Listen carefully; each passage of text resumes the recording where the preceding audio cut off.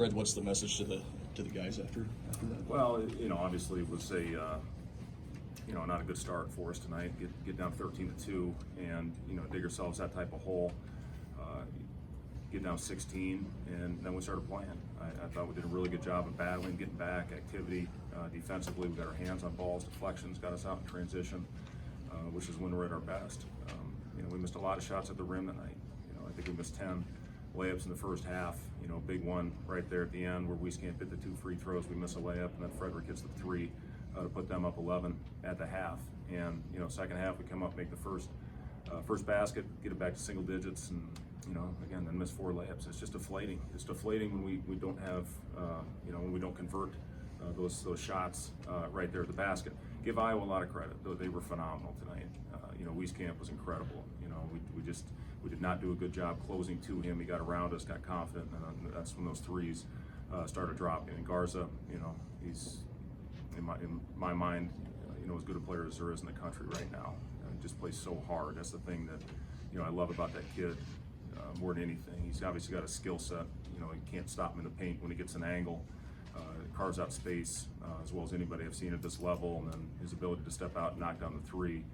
But the thing I like most is his just intensity and effort and relentlessness, and it's a good lesson for our young players, to go out there and play with that type of effort every possession. For him, you don't know if it's the first possession or the last. He's running the same way down the floor. But my message to our guys, I've been on teams like this. I've played on teams where we've gone on slides. The only way out of it is continue to work. The only way out of it is to stay together and to keep battling every day. Not only on the court during a game, but we got to come with the right approach in a film session, in the right approach on the practice court, and that's the only way out of it. This league's a monster. There's no letting up. We're going to go to Maryland for our next one. Let's compete for a league championship right now.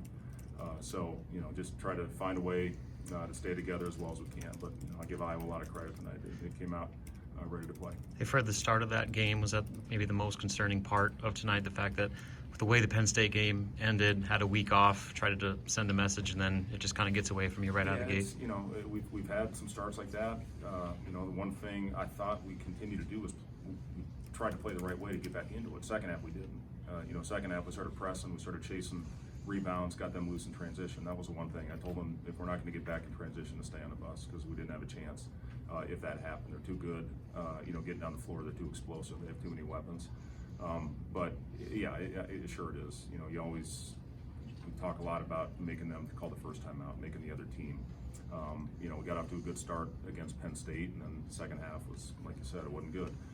Tonight, I like, again, that those 8 minutes in the first half, when we got ourselves back in the game, was the way we have to do things consistently moving forward. You can't play 12 minutes in a game. You can't play 35 minutes in this league and expect to win. You have to play a complete 40-minute game. It looked like during that stretch that you guys really ramped up the intensity on defense, but offensively it seemed like you guys missed some opportunities. What did you see there? Yeah, I thought we had some good looks. We were 1 for 10 from the 3-point line in the first half, and again, we missed 10 layups. And those are hard to make up for when you miss the good opportunities that you create for yourselves. Even a couple fast break layups we missed when we had 2-on-1 or 1-on-0, we missed one.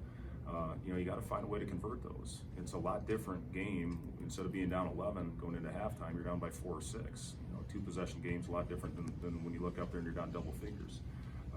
But again, that first half we played the right way to climb our way back into it. Second half, I thought we started chasing balls and doing some uncharacteristic things. Fred, turnovers. You had 5 turnovers in the first 7 minutes in that second half. You talked after the last game about some disappointment with effort relative to expectations from the team overall with the runs in the first half and then the second half. Did you feel like you saw an improvement from the team throughout this week of practice? Approach and practice I thought was good. Our guys came into work, and when I went back and watched that Penn State game, the first half, I thought our effort was really good. I thought we did a lot of good things defensively in the first 14 possessions. We had 12 exactly how we wanted to play it.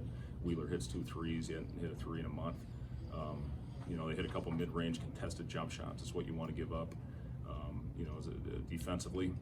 But then the second half, again, it kind of snowballed once they got it rolling, and the same thing happened tonight. So, again, this league's too talented. If you have a stretch where you don't play well and then you lose your fundamentals and you lose the things that you need to focus on to stay in the game with the game plan, things can get ugly in a hurry. Fred, the personnel on the floor, the five on the floor, seem to be maybe different than what we've seen a lot of the year so far. Was that in response to what you saw out of Iowa, or maybe a motivation, or get the guys? Well, I told him after the Penn State game that minutes are up for grabs, and I thought Call had a really good week of practice. He's had several good weeks of practice. I wanted to get him out there and give him an opportunity, and especially when things were going the wrong way. I wanted to get him in there and see if he could inject some life into the lineup, and I thought he did. He battled. I think we're averaging 1.3 blocks a game, and he had a pretty impressive block shot out there. I thought Gervais gave us a good lift in that first half as well. So, I just wanted to see the guys that came in to compete this week in practice. I wanted to reward them for that. Fred, you coached a few games in this building now, and being back here for the first time in a few years, being back coaching in the state of Iowa for the first time in a few years, what was that like for you personally? It was really fun. Yeah, it was great. No, listen, this is, this rivalry I played in, against Iowa as a player, and, just going all the way back to my roots in Ames, and, being a ball boy, watching some unbelievable, basketball games, going all the way back to Lute Olson, and, Raveling and Dr. Tom, and, seeing LaFesta Rose go for 54 in an overtime game at Hilton Coliseum, sitting behind the bench as a recruit. Have the opportunity to play in this rivalry. I get emotional every time I see Chris Street's picture out there on the wall. I got an opportunity to say hello to his dad before the game, and spent a lot of nights at Chris's house, and we were practicing on the select team. And just to play in this rivalry and to coach in the rivalry was a lot of fun, just because of what it meant as a kid growing up in this state. When you have two very good teams and very good programs.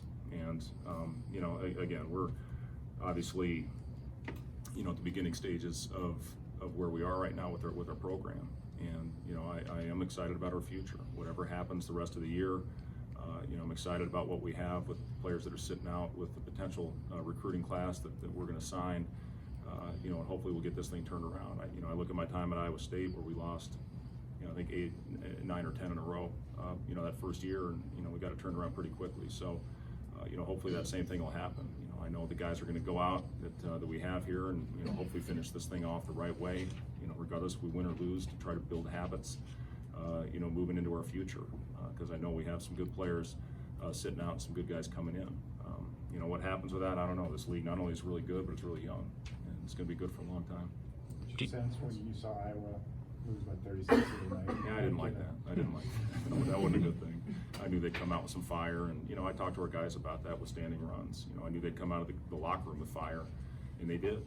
But again, I was proud of our group for hanging in there, sticking in there, and finding a way to make it a manageable number. And then unfortunately, second half, just everything went wrong for us. Do you have an update on Hanif? Hanif is, the initial diagnosis is a calf contusion, and it sounds like he got landed on when there was a pile going after that loose ball. So we'll see how he reacts to it. Obviously, he was very tender and very sore. He could not put much weight on it. Let's go.